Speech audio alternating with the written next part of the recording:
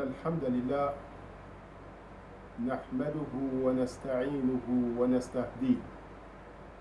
ونتوب إليه سبحانه. نعوذ بالله من شرور أنفسنا وسيئات أعمالنا. نصلي ونسلم على الرحمة المهداة النبي البشير محمد صلى الله عليه وسلم وعلى آله وأصحابه ومن تبعهم بإحسان إلى يوم الدين. إخوة الإيمان في كل مكان، إن النهوض بالإسلام مسؤولية الجميع، وقد كان من حكمة الله سبحانه وتعالى وسنته البالغة أن بعث في كل أمة رسولا. ولا جرم أن الدعاة هم ورثة الأنبياء، وذلك يشمل طلبة العلم والدعاة والعلماء في كل قطر من أقطار الأرض، فكل مسؤول أمام الواجب الذي يتوجه إليه بحكم الحاجة والضرورة في مكانه. في هذا العصر انتشر في أفريقيا ما يعرف بالطعنات في أصحاب النبي صلى الله عليه وسلم والحث من مكانتهم والكلام فيهم بما لم ينزل الله به من سلطان. ولا جرم أن ذلك يجعل من ضرورة الدعاة ومن الواجب عليهم أن يقوموا أولا بتوعية المجتمع بالحق الذي أنزله الله سبحانه وتعالى في شأن هؤلاء الصحبان، وما بينته السنة الغراء من منزلتهم ومكانتهم، ودلالة التاريخ الصحيح على ما كانوا عليه خلافا لما ذهب إليه هؤلاء الأقدام الذين لم يرد الله به خيرا فشغلهم بقوم قد تبوأوا من الجنة موطنا. وهنا هذه فاتحة كلمتنا، والتي بإذن الله تعالى تستهل وتنطلق من أجل التعريف بالصحابة وبمكانتهم وبمنزلتهم، لكن من خلال القرآن الكريم، وبتعبير آخر ماذا قال الله سبحانه وتعالى في كتابه عن الصحابة. أما الإسلام أما الله سبحانه وتعالى تنو أمين نماني كيسي چاما ينكوك على كرام محمد صلى الله عليه وسلم. أنا لكرا كسابا يمو أني ما منو تقول كيرا كوفو كتاسي كياما جودوما. أما الله سبحانه وتعالى في على كان نماني كيسي چاما على كاكي على كرا ناكا سابا anaka so dungo kan ani tabiina kan ani kira kan labatu ba nyuma bela jele fukata se kiyama joduma. Wala min bambolo bin badon wala in sokono kan ifemiye o de ye alaka hekemi no dena ala yi damin badon heken bela jele be mununa mu de koro e yere soroli dugukolo kan ala yi keminga i sorola dugukolo kan ika soro dugukolo kan alaka hekemi deni bola o de ye ika ala kelen bato ikana son ka fila fara ala kan. Mi koso ka ɲa i bolo ala ye cira cima kira min n'o nana kana o diinɛ tara tagasira jɛ bange i ye cogoya min na i ka ala sɔrɔ ni namara t'a la fili t'a la. Nka kabini o hɛrɛba fana ni ɲɛsina e ma, i k'a dɔn k'a fɔ ibilisa n'a ka jama m'o boro jigi, olu wulila su o wulila tile. Allah subhanahu wa ta'ala b'a ka jama kanda, ibilisa fana ni b'a la ka jama caman lafiri. I n'a fɔ ala y'a fɔ cogoya min na alikuranɛ kɔnɔ, Allahu waliyyu alladhina amanu yukhrijuhum min adh-dhulumati ila an-nur walladhina kafaru awliya'uhum at-taghut yukhrijunahum min an-nuri ila adh-dhulumat ulaika ashabun nari hum fiha khalidun. Badon ala ko ni aya belebele la ako ale ala de ye muminu limanabaaw ka kotigi. Abo labo fili la, su fili abo kana kabola, tile fili abo kana kabola, abo lana noro la, Ibilisa n'a ka jamakuru olu fana ni ka koɲa talen do ka ɲamɔgɔya di Ibilisa ma. Ibilisa bɛ mun kɛ? Ale b'a ka jamakuru fana ni labɔ nɔrɔ la k'a ladon fili la. N badenw, nɔrɔ juma de kofɔla nin yɔrɔ la, dibikuru juma de kofɔla. An k'a dɔn k'a fɔ fɛn o fɛn ni kanda lo a bɛ nɔrɔ. Nka kanda nɔrɔ bɛɛ la sankɔrɔ tani o de ye tawhidu ye. Tawhidu de nɔrɔ bɛɛ la sanfɛta ye. Ni tawhidu n'o ɲan'i bolo, a ma fɔ nɔrɔ bɛɛ b'i bolo dɛ, nka nɔrɔ bɛɛ la sanfɛta b'i bolo. Nɔrɔ min bɛ tila ka tugu o la, o de ye sunna ye. Tawhidu ɲana i bolo, alakira fana ni ka sunna fana ni ɲan'i bolo, nɔrɔ kɛla fila. Nɔrɔ sabanan o ye ka ala sɔsɔ dabila ka tugu ala bato la, ala sɔsɔ kana ye i doni na. N badenw, o ye nɔrɔ sabanan ye. Nɔrɔ naaninan o ye e yɛrɛ sela daraja min ma ala bato la, k'i cɛsiri o daraja kana bɔsi i la. I bɛ nafila baara minnu kɛ ni ala m'a ɲini i fɛ. I bɛ sijitugu minnu kɛ ni diyagoya tɛ a dɔw ye. I bɛ saraka minnu bɔ k'a di dɛsɛbagatɔw ma, i k'i jija o baara ɲuman kana minɛ i la. O daraja k'o kɔrɔsi, o ye nɔrɔ dɔ fana ni bɛɛ lajɛlen t'o sɔrɔ. N badenw, ni nɔrɔ belebele naani n'i y'a baranbiri filɛ, i bɛ taa sɔrɔ k'a fɔ Ibilisa fana ni bɛ na ni dibikuru naani ye k'a bɛɛ kunbɛn. Tawhidu nɔrɔ a bɛ na ni filagafɔya ye k'o kunbɛn. Sunna nɔrɔ a bɛ na ni bida ye k'o kunbɛn. Alabato nɔrɔ a bɛ na ni alasɔsɔ ye k'o kunbɛn. I bɛ daraja min na ka sabati o kan, a bɛ na ni farifaga ye k'i b'o kan. Nin bɛɛ lajɛlen ye dibikuru ye. Dibikuru n'a y'a bonya o bonya, a bɛɛ lajɛlen bɛ sigi fɛn minnu kan badenw, o de ye fɛn damadamani ye. Ala y'a fɔ suratul asri kɔnɔ.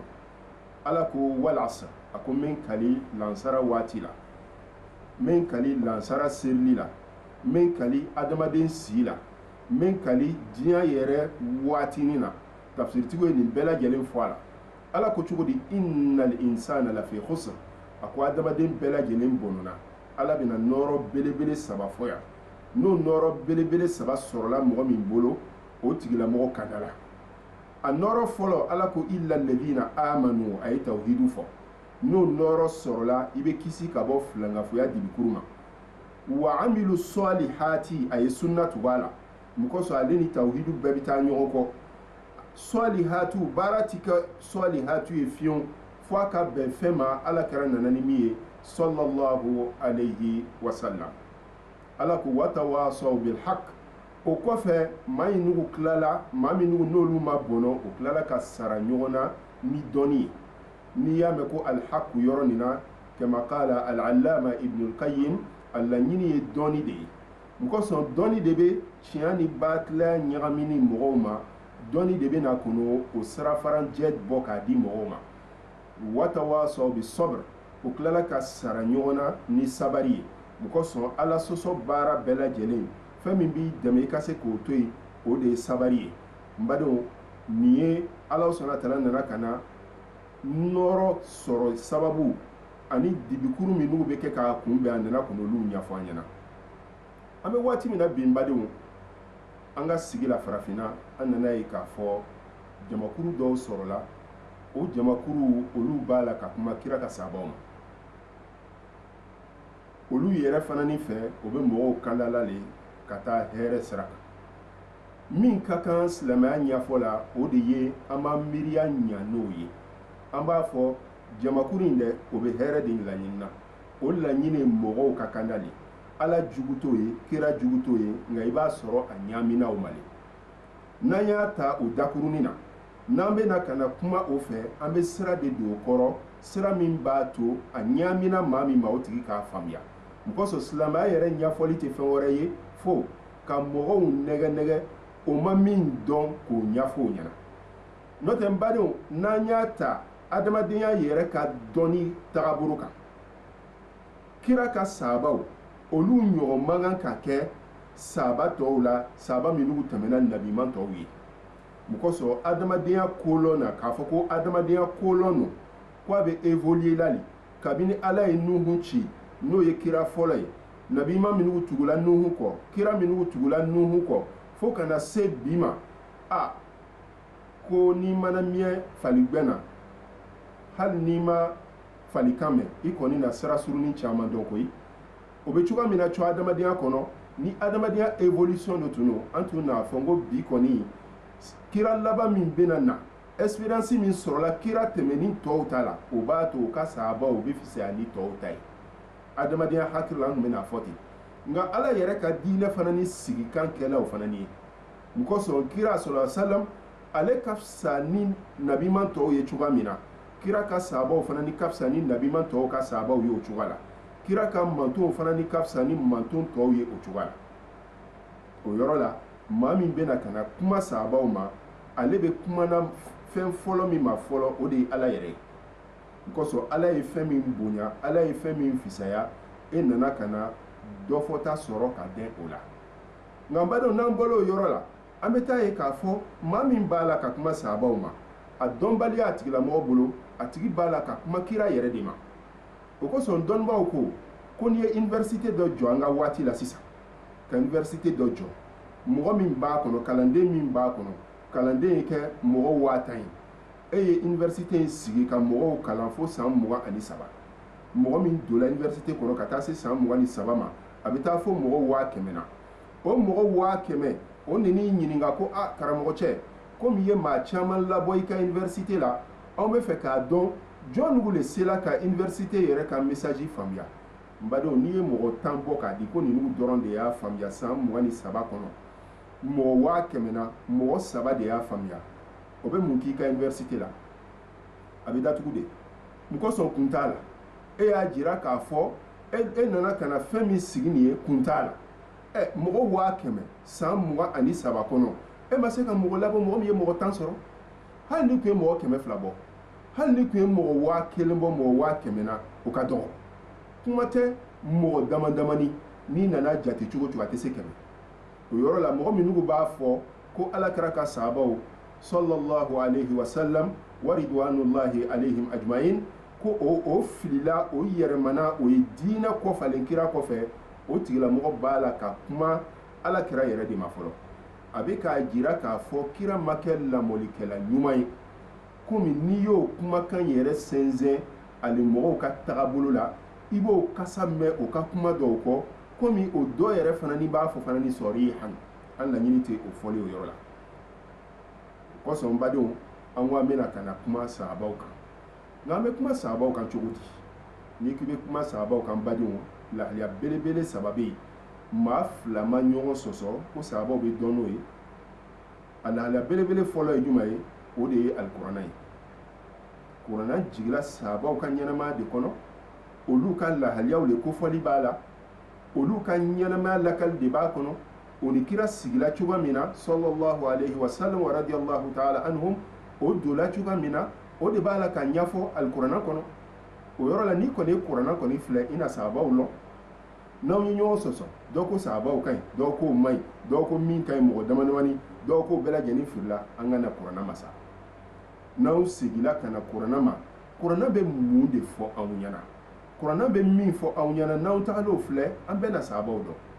bari n'aw ye kuranɛ filɛ an bɛ segin fana ni ka taa sunna fana ni filɛ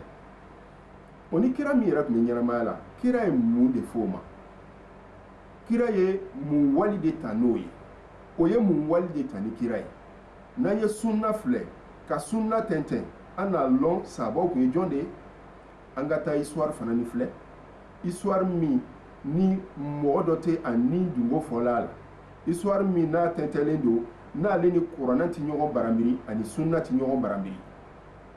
an bɛna taa sɔrɔ k'a fɔ alakira sallallahu alaihi wasallam a taala ka sahaba minnu to yen mɔgɔw do bɛɛ lajɛlen b'a kanu i ka kɛ o ɲɔgɔn ye kabako min bɛ kuranɛ na badenw n'i taala kuranɛ filɛ i b'a sɔrɔ k'a fɔ kuranɛ lahaliya caman bɛ yen n'a bɛ kuma alijinɛ kɔnɔdenw bɛ tan a aya in n'u caman bɛ boli sahabaw ka koɲɛw de kan i ma a sababu ye olu ye aya jigi sababu walima a jigila k'olu de encourager walima olu de nana ɲininkali dɔ kɛ kunnafoni dila kuranɛ in yɛrɛ bɛɛ lajɛlen bɛ bolila ninnu de kan n m'a fɔ aya minnu bɛ bɔ o kɔnɔ ka taa se kasasuw ma ani ala yɛrɛ ka mankutuw ma ani alijinɛ kɔnɔdenw ka sara fɔli ma ani jahanama kɔnɔdenw ka jangata fɔli ma ala b'an kisa ka bɔ o yɔrɔ la dɔnnibaaw ko ala nana ka na kira ka sahabaw labɛnni ni nana kana suratul hujuratu filɛ n'o ye sura belebele min jigila kira ka hijira san 9 na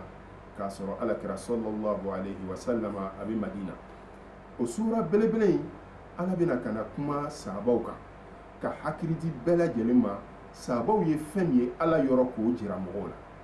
ala ko cogo di wa'lamu anna fikum rasulallah a ko sahabaw ma a kɛlen kɔfɛ ka aya dɔw fɔ min kɔnna nin ye a ko aw k'a dɔn k'a fɔ kira bɛ aw cɛ ma aw ni mɔgɔ tɔw tɛ kelen ye mɔgɔ tɔ min n'olu bɛ balo k'a sɔrɔ muhamadu tɛ n'o ye aw tɛ ten law yuti'ukum fi kathirin min al-amr ni muhamadu tun bɛ aw kan labato aw ka kɛta caman na aw bɛ ko minnu kɛ ni muhamadu tun bɛ aw labato a caman na ala kun na aya lajigi a kan ni aya kun jigila a kan la'anittum aw kun na sɛgɛn bado ni aya jigila mun de la ni aya jigila sahaba dɔ ka koɲa de la kira nana kana min ci ka taa ci la dɔ la sahabacɛ in jitɔya la ale taala sɔrɔ dugumɔgɔw labɛnna o bɛ fɛ ka jaga di ale ma olu ko komi kira ka jaga minɛna bɛ na anw na bɔ k'a kunbɛn olu bɛ kunbɛn min kɛra sahabacɛ ma dege o la ale siranna ale bolila ka taa kira nɔfɛ ka taa fɔ kira ɲɛna ko ninnu yɛrɛ tun bɛ fɛ k'an fɔ ale taala sɔrɔ bɔla ka jɔ sirada la o bɛ n kɔnɔ na kira fana ni kɛlɛ jama labɛn k'a bɛ t'o kɛlɛ ala ye nin aya belebele in nugu lajigi k'a jira k'a fɔ ni kira bɛ aw cɛ ma aw y'a lɔn k'a fɔ o lahaliya ni lahaliya tɔw tɛ kelen ye nka mun de bɛna fara nin kuma in nugu kan ala ko cogo di law yuti'ukum fi kathirin min al-amri la'anittum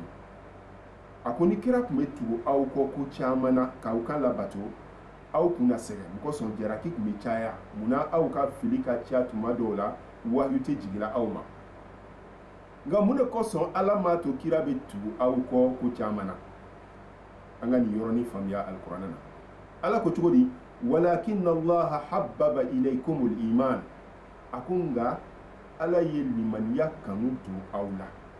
n badenw nin ye seereya le ye dusukun kɔnɔfɛn maa si t'a dɔn fɔ ala ala min b'o dusukun dɔn a ko ne ala de ye limaniya kanu don aw la nin yɔrɔ la mɔgɔ tɔgɔ ma fɔ dɛ sabaw yɛrɛ jogo de filɛ nin a bɛ i n'a fɔ aw min bɛ Côte d'Ivoire aw jogo de filɛ nin ala bɛ k'aw bɛɛ jogo de fɔ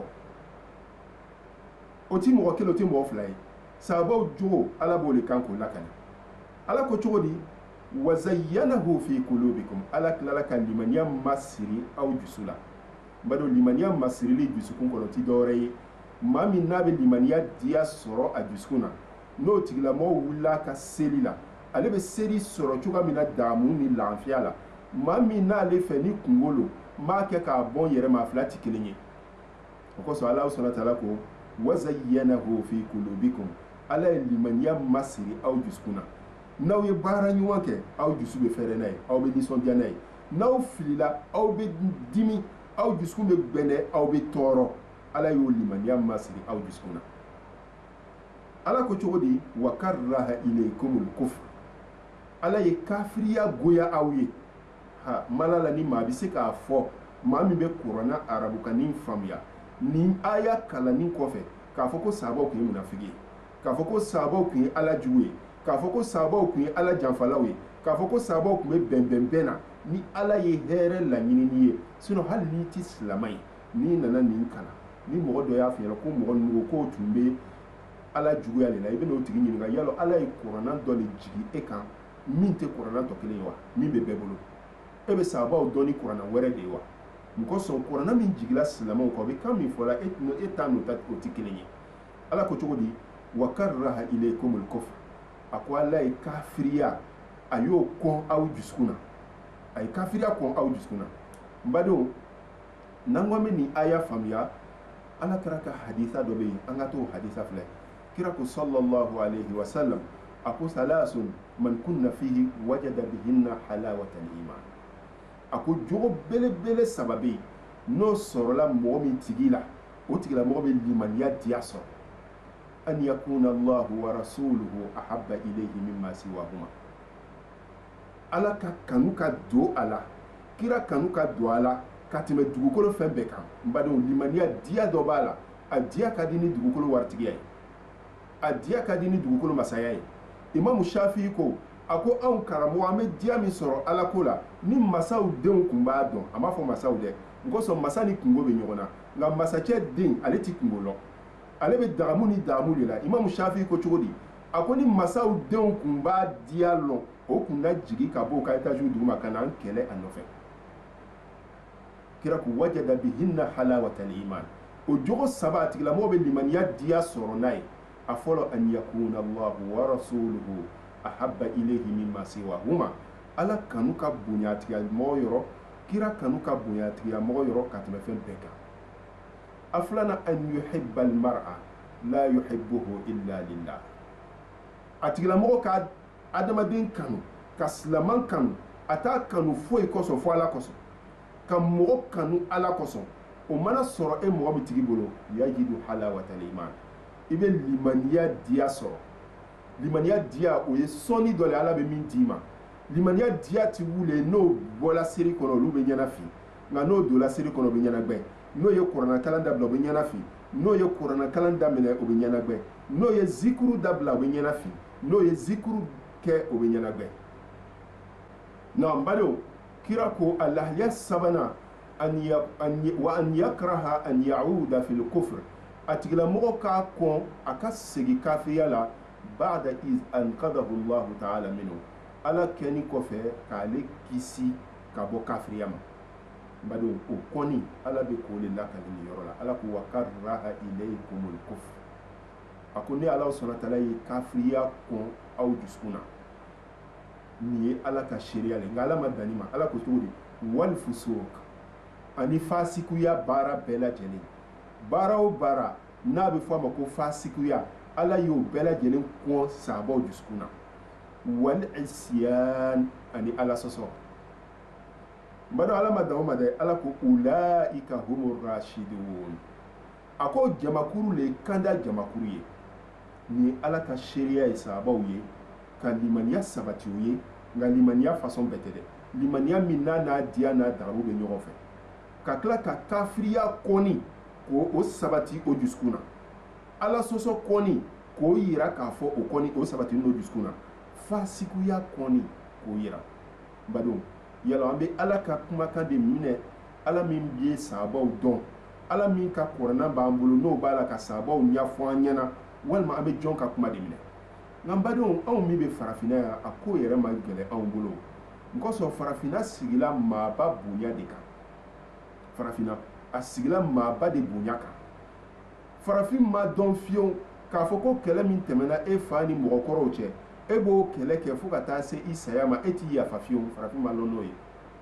o yɔrɔ la mɔgɔ minnu bɛ nana n'o miiriyaw ye k'a fɔ sabaw ye nin de kɛ kunu ko n'o o sukɛlɛ daminɛ bi silamɛw man kan k'o yɛrɛ bila o sukɛlɛ la n kosɔn silamɛw ka hɛrɛ t'a la an b'a ɲini ala fɛ a faamuya ala b'a di la ma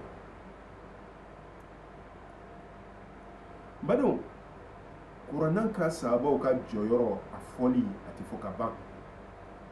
n'i y'a fɛn o fɛn daminɛ i b'a fɔ ko a bɛ i n'a fɔ nin de ka bon n'a bɛɛ ye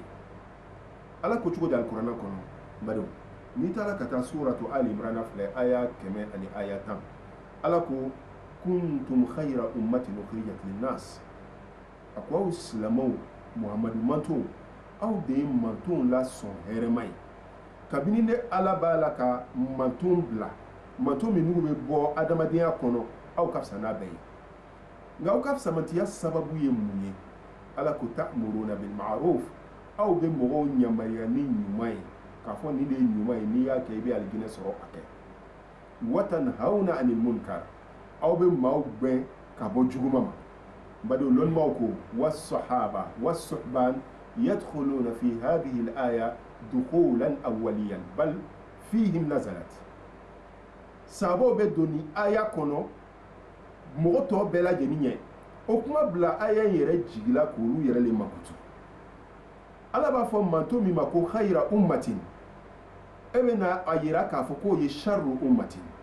badenw an bɛ ɲininkali kɛ yalɔ an bɛ e ta fɔta de minɛ wa walima sabaw ye min fɔ ala ye min fɔ a ka sahaba ɲumanw ma an b'o de minɛ siga t'a la k'a fɔ a faamuya bɛ se ka ɲagami e ma nka ala ye kuranna min jigi silamɛw kan o kuranna baatilu tɛ na o la fiyewu o mana min fɔ o de ye hakika ye kuma fila t'a la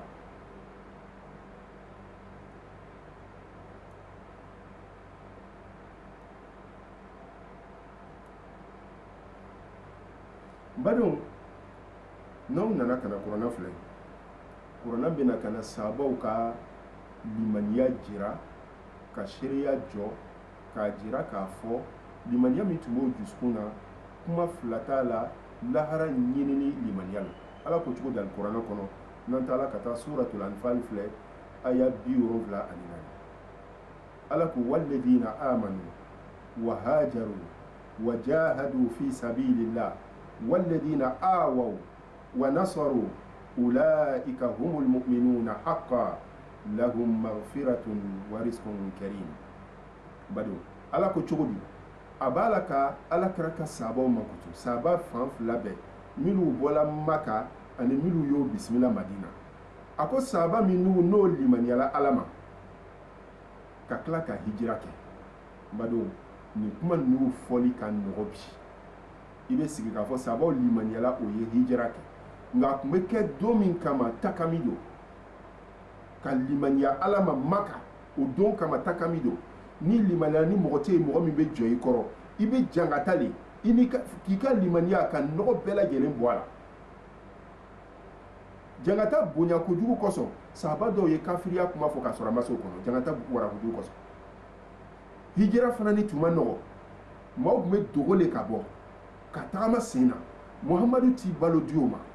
sallallahu alaihi wasallam a ti nafolo di o ma a ti sanu di o ma fo la ilaha illallah muhammadu rasulullah o kosɔn hali n'i ma baara wɛrɛ sɔrɔ silamɛya kɔnɔ e ka i ta kɛ sahaba ta n'o ye mun kosɔn o kuma bɛ na k'a fɔ maa ɲuman minnu bɛ na sahabaw kɔfɛ olu bɛ duwawu de kɛ sahabaw ye ala yɛrɛ bɛ n'o fɔ kuranɛ kɔnɔ o kosɔn imam maliki bɛna ka na kuma dɔ fɔ o yɔrɔ la komi an bɛna se o ma cogoya min na n'an sera o yɔrɔ la an bɛna o ɲɛfɔ nka laɲini ye jumɛn ye ala bɛ ka fɛn minnu fɔ ka sɔrɔ ka na sara dɛn a kan tulonkɛ fɛn tɛ a ko maa minnu limaniyala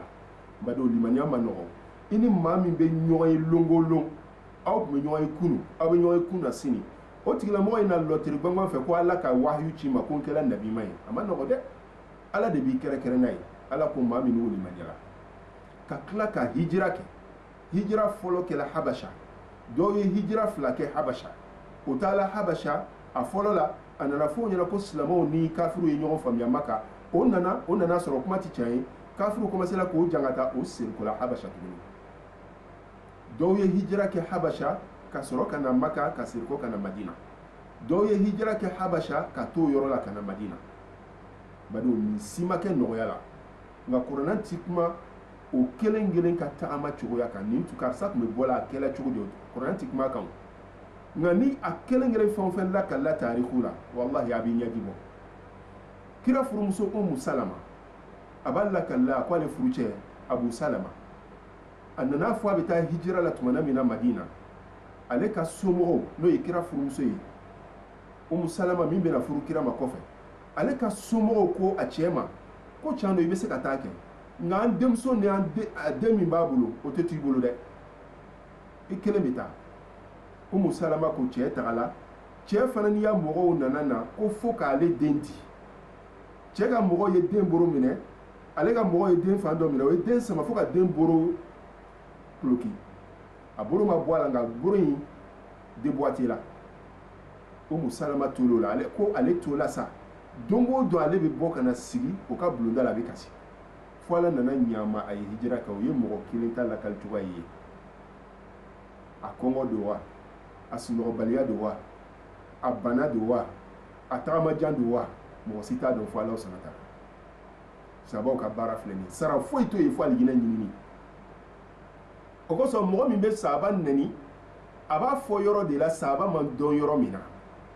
nka ni sahaba dɔnna kuranɛ yɛrɛ ye min fɔ sahaba kan n'o dɔnna kuma banna o kuma banna pewu a faamuya ala b'a di la ma awɔ an badenw nin ye an ka wala fɔlɔ ye an bɛna jɔ nin yɔrɔ la an b'a ɲini ala fɛ a faamuya ala b'a di la ma ni ala sɔnna an ka wala filanan na anw jɔla yɔrɔ min na anw bɛna daminɛ yɔrɔ la ka tɛmɛ n'a ye hada wassalamu alaikum wa rahmatullahi wa barakatuh